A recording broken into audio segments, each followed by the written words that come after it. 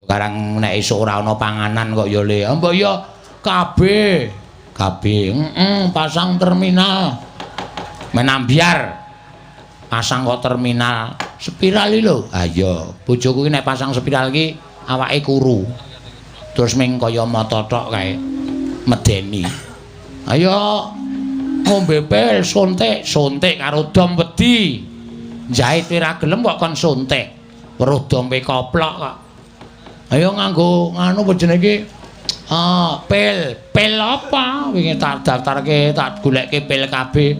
Lendoko sanggon-gon. Terus bojoku ora ngombe pil totoli pitik, bojoku meteng pitike ora ngendhok. Modar wis. Ayo ora kaya ngono kuwi. Ayo kowe sing kabeh. Wis kok saiki wis tentrem kok terus ya syukur. Sing barep kelas 3 SMA. Weh, sing nomor 2 kelas 2 SMA. Sing nomor 3 1 SMA. Nomor 4 3 SMP. Nomor 5 2 SMP. Kok setahun brojol to, Reng? Ayo kowe karang ya adem Ha iya, adem ya ora njur kegiatane kaya ngono terus ora. Sapenake dhewe ora. Apa ora tele-tele. Ayo bojoku ganggu kok senengane. Nek ning omah nganggo rok pendek kae, Pak. Aku ya ora kuat to, Tru. Ha iya. Apa piyek-piyekno kae wong lanang ki wong waras e. Slamet, Gong. Pangestumu apik. Syukur. Anakmu 3 wis kuwi cukup, rasa tok tambahi. Hah? Rasa tok tambahi. Ora iki arep duwe siji neh, Tru. Oh. Bojomu meteng. Udu, asih meteng anakku. Anakmu, anakku. Ha bojone ora ana kelas 2 SMA e. Lho. Kok iso?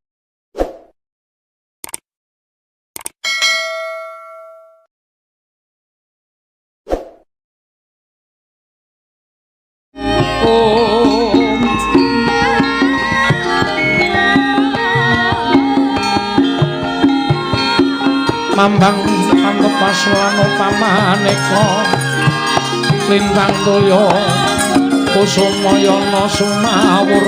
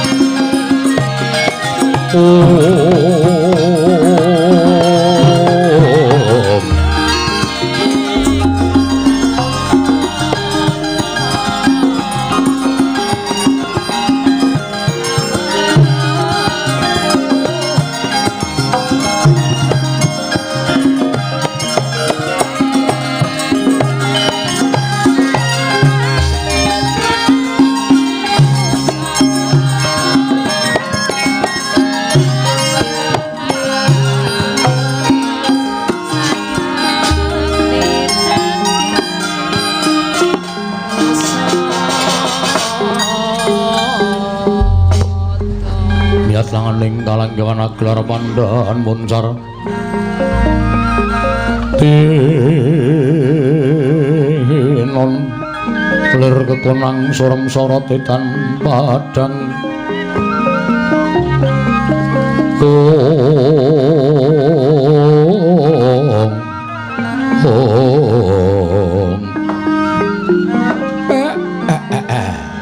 enten apa to, Ndara? Sampeyan kok ketinggal mandhap saking pertapan Saptawarga. Ketingale sowan kengeyang.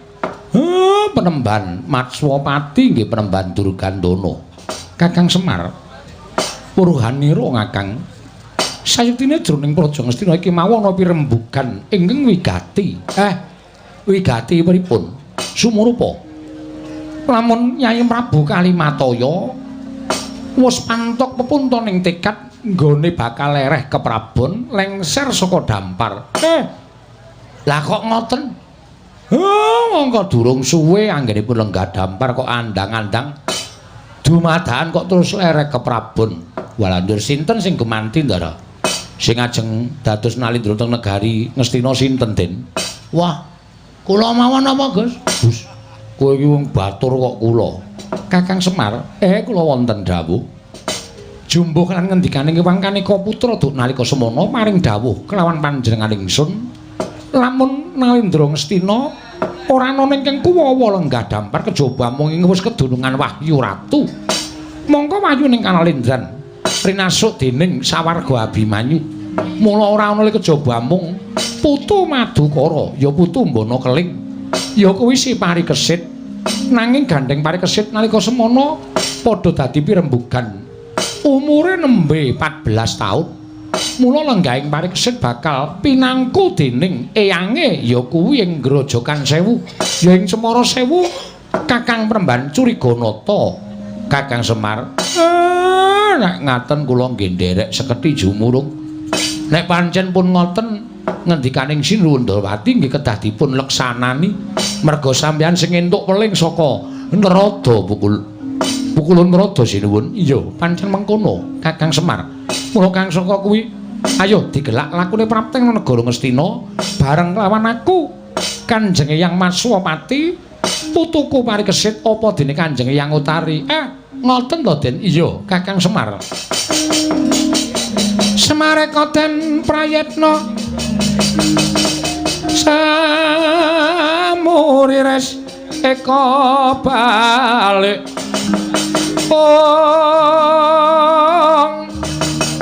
titiyani gandayani trisanya purnama sasi gilar-gilaran ing tengah latar milang lintang Bima Sekti. Ora pancen kaya ngoten awiden kula dherekaken ndak dados pengantu-antuning Sinuwun Prabu Kalimataya jumujug wonten negari Ngastina. Ayo Arjuna kula wonten maring adhawu. Ora tana tindak eyangmu, ayo digelak lakune prapteng negara Ngastina. Monggo Kaka Prabu kula dherekaken. Kresna sinayang manglung mintonaken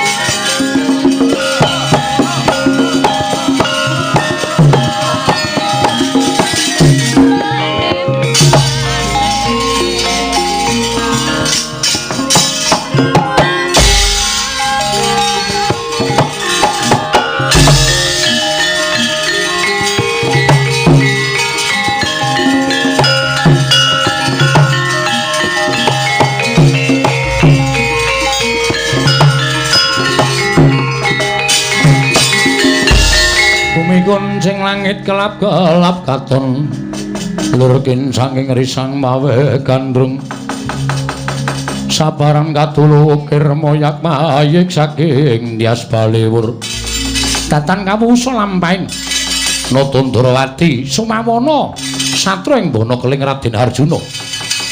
Tuwin panembahan Matsapati miwah ingkang wayah nenggih Raden Parikesit datan kantun ingkang Ibu Kanjeng Utari. Nggih lumampah minggarga medhun jurang datan kawusan nedhang lumampah kocap lampahing jejaka kalih nenggih Wiratmaka miwah Wisantara. Atmajaning Bambang Irawan tuwin Bambang Wisanggeni nalika semantening cipta arsa amriksani jumenengan wonten negari Ngastina.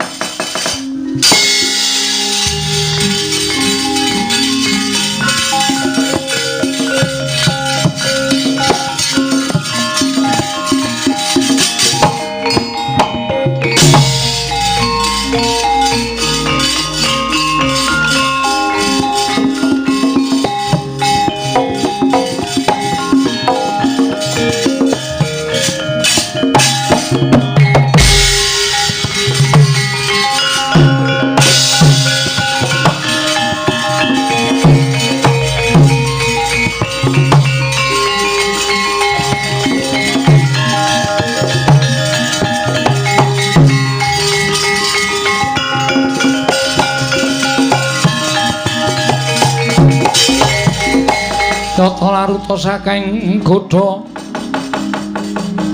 sang guru kula yen tandosa sang Dyamangku Utama Wisantara Wiratmaka piye sawetara nggone aku kelawan Wisantara lumaku ing mangajab prapting negara Ngastina. Jroning lumaku saktenane ana bab ing bakal ndak kandhake marang kowe Wisantara. Lho. Bab apa, Wiratmaka? Ngerti yo. Nalika aku pamit Kanjeng Ibu Titi Sari, ya kuwi garwane sawarga Kanjeng Rama Irawan. Kanjeng Ibu paring dawuh kelawan aku. Wiratmaka malah kepasang yugya katujuh inginu. Dene yen kowe bakal kepengin nonton wisudan negara Ngastina. Ngerti yo ingkang kawisuda mau tanara kejaba mung kadangmu dhewe sabab ala tanpa rupa wong atuamu Bambang Irawan Raden Irawan kuwi putrane Raden Janaka. Dadi upama aku tekan negara Ngastina mengko dawuhing Kanjeng Ibu supaya didhawuhi nitik menyang endi Kanjeng Eyang Arjuna. Yen bisa ketemu malah aku pengin ngaut pepadaning Kanjeng Eyang Arjuna Wisantara. Oh sik to, kowe nyemoni aku to? Nyemoni kowe piye?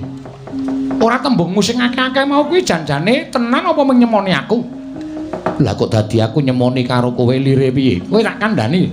Nggone kekancan awake dhewe iki wis sawetara suwe. Nalika aku pamit karo Kanjeng Ibu Kencana Resmi garwaning sawarga Kanjeng Rama Wisanggeni, Ibu Kencana Resmi ya paring dawuh kelawan aku.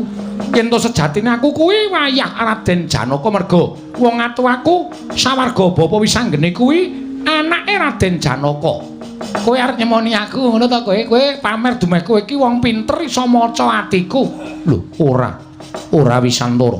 Pancen kepara nyata aku ki wayah Raden Janaka. Lho kok sik? Lah nek kowe ki wayah Janaka, aku ki ya wayah Janaka. Lah nek ngono, kowe kan aku ki sedulur kakehan Wiratmaka. Wah, akal.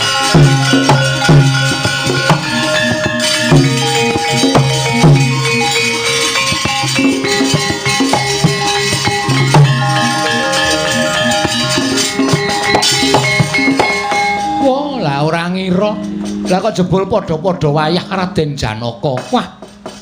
Malah seneng atiku dene aku ditemokke karo sedulur. Yo, Wisantara semono uga aku ya bombong. Yen ngono aja nganti kesuwen. Ayo padha digelak lakune. Prapta ning negara Ngastina. Goleki Kanjeng Eyang Janaka, ngaut pepadaning Kanjeng Eyang sarta ngaturake sembah lawan Kanjeng Eyang Janaka. Yo, aku mathuk karo kowe Wiratmaka.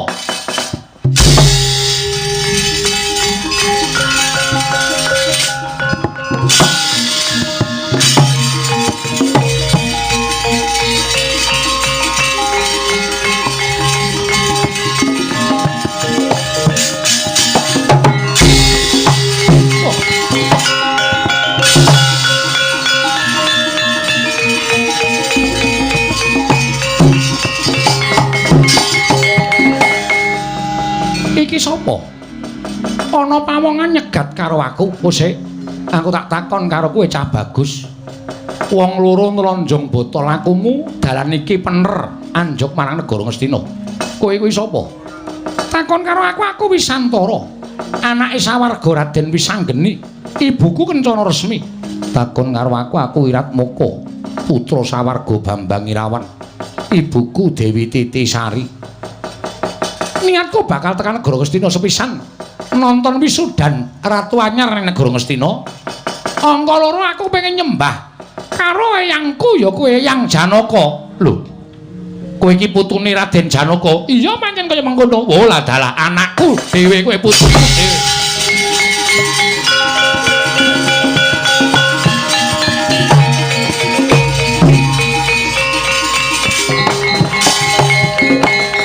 Wisantara Wiratmaka ora nyono babar pisan.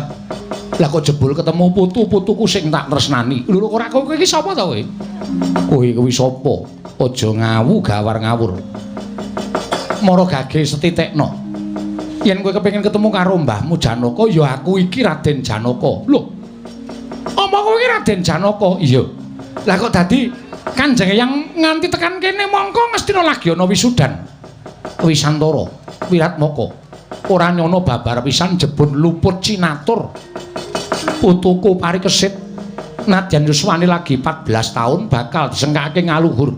Lan ngertiya, dina samengko parikesit wis lungguh dampar ke Prabu ning Ngastina.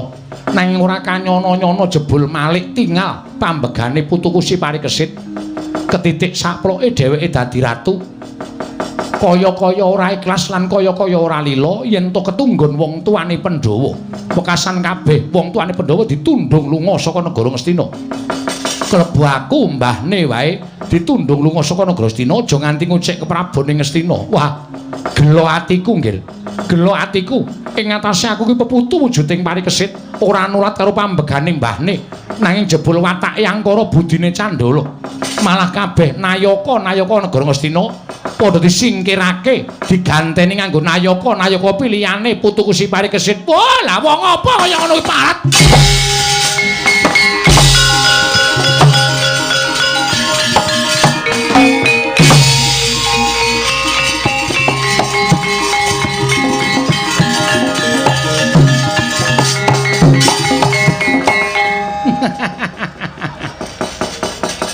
Nom-noman ning bodho nadyan anak Janaka ning cubluk cingkrang ing nalar tuna ing budi.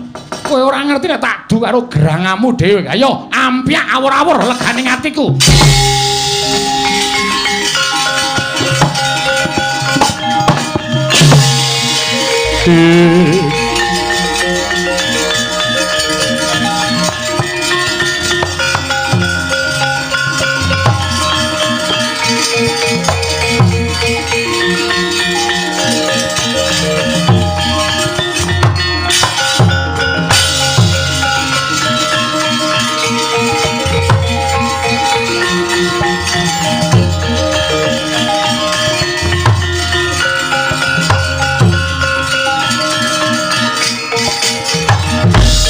Atmara Sang Arjuna esmunya kang kamanungsang kasrepan tinggahing mungsuh Petro dalem jroning lumaku pikirku rumangsa bombong liripun jebul olehku napake prihatin kelawan anak putuku dina samengko wis katon. Pendak-pendak kuwi tak kanthi sapa ngalas, pendak-pendak tak kanthi sapa ngendi. Ardane endi rong bubar kok do medhun dhewe-dhewe iki. Boyo wis dinengke wae kowe iki ngopo to ora? Sampak iki wis ora ana sindenan kok isih. Wis ben ardane endi? Ado nguyuh itu melu ah. Aja. Melu ora. Nggonku napake anak putu wis kelakon. Nadyan anakku sing tak tresnani Abimanyu kapuping rono Madyalaga nanging arum mangambar asmaning anakku. Luwih-luwih bareng Abimanyu duwe anak ya kuwi si Parikesit. Ora kanyono-nyono jebul Parikesit ingkang tinuding minangka nyambung sejarahing para Pandhawa. Sing jeneng wong prihatin iku ora kok dienggo awake dhewe kok, Den. Mrucut kamuktene awake dhewe, muga-muga anak putune do mukti niku wong sakbenere wong prihatin niku wonten niku. Ora kok prihatin dienggo awake dhewe mboten. Upama kula niku nglakoni poso, kula nglakoni prihatin, kula ngarit apa brata, niku sing tak tembung ya nek iso dienggo awak kula, nek ora iso dienggo anak putu kula ngoten niku kaya sampeyan. Iya, sapa kae Petruk? Pundi?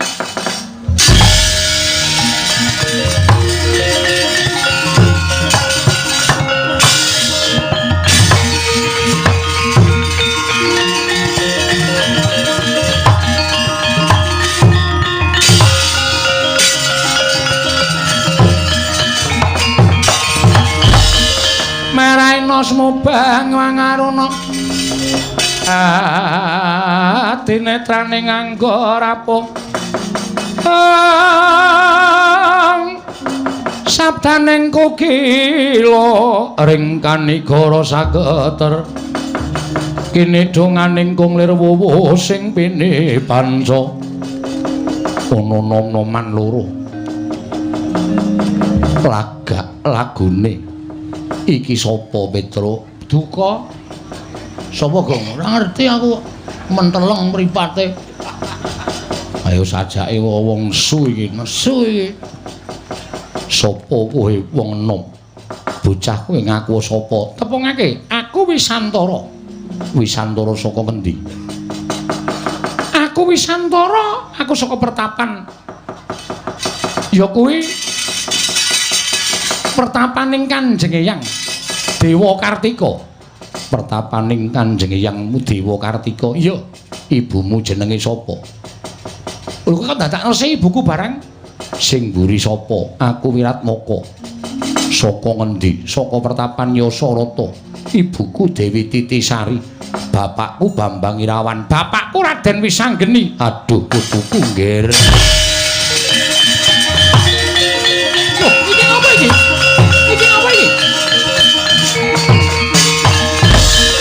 Kosek ora ngerti kentang kuwi mrene lakon lah kok dadi aku dirangkul kok kowe nyebut putuku. Ya aja ngawu gawar ngawur Raden. Teko kowe nyebut kadangku Wisantara kanggo cebutan putuku. Putuku nggir wong bagus kowe tak jarwani. Wisanggeni kuwi anakku, Bambang Irawan kuwi anakku. Kabeh wis ora ana dina-dina samengko Janaka ketemu karo Turasing Wisanggeni lan Irawan. Petruk nun iya anak Wisanggeni. Wah, lah bener mula kok praenane kok persis ya, Gong. Heeh. Sing mburine kok anak Irawan. Wah. Dan anake sapa? Sariawan. Oh, Irawan kok Sariawan goblok ora. Kowe putuku kosek, kowe aja ngawu gawar ngawur. Kena ngopo kowe meso ora percaya? Mergo aku wis ketemu karo mbahku. Lho, mbahmu sapa? Simbahku Raden Janaka. Malah ngandhake nek simbahku Raden Janaka ditundung karo Parikesit Ratu Anyar negara Ngastina. Nggonku mlayu-mlayu ki mung ketemu karo Parikesit. Ing atase disengkake ngaluhur dimuktekake kok ora gelem ngayomi karo wong tuane. Malah mbah-mbahne ditundung. Mangriyen. Wah, pancen ya saniki niku trusap-trusup ana pengkhianat. Kula aturi nggih, Den. Niki Kang Eyang, niki Raden Janaka nggih niki. Nek ana wong sing ngaku Raden Janaka niku ning ngajeng ngedu karo sampeyan. Wisantara, aku mbahmu Janaka. Nggih. Ora kowe iki sapa? Lho, kula niku Om. Om sapa? Om Pimpah. Kula abdine Ndara Janaka. Ndara Janaka niku ditutke ponokawan papat cacahe siji Semar, Gareng, Petruk kali Bagong. Nek ora ana Semar, Gareng, Petruk karo Bagong niku dudu Raden Janaka. Niku mung sing ngaku aku beteke men kepengin turase Ndara Janaka niku do ngamuk teng negara Ngastina. Mergo sakniki niku bar Bratayuda. Turune Kurawa iso akeh, turune mungsuh isih pirang-pirang sing kepengin bebutek banyu bening negara Ngastina. Ngene ya, Mas. Kowe tak omongi kowe nek ngeyel kuwi engko mungsuhe Udu Janaka ning iki. Gurune Raden Janaka. Sapa kowe? Lem Swekeng. Ora ngawur, Gong. Lem Swekeng pemain bulu tangkis. Waduh. Kleru kowe. Kleru ora. Yang ngono apa bener? Kowe kuwi Simbah Arjuna. Yen pancen kurang percaya munggah ning kayangan takono para dewa. Yen nganti aku ngapusi aja lono uripku ning alam padang. Wah, adalah eyang sembanku.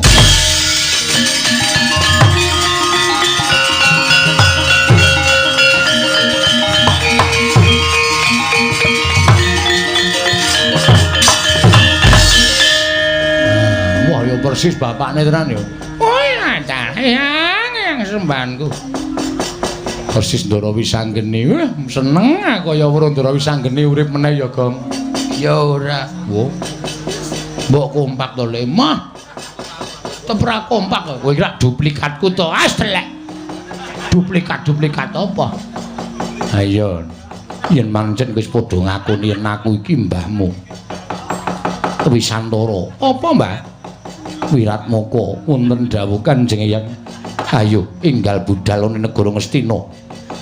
Ngestreni sedulur mulanang nggone dadi ratu ning negara Ngastina. Ayo Eyang tak derake. Monggo Eyang kula derekaken Kanjeng Eyang.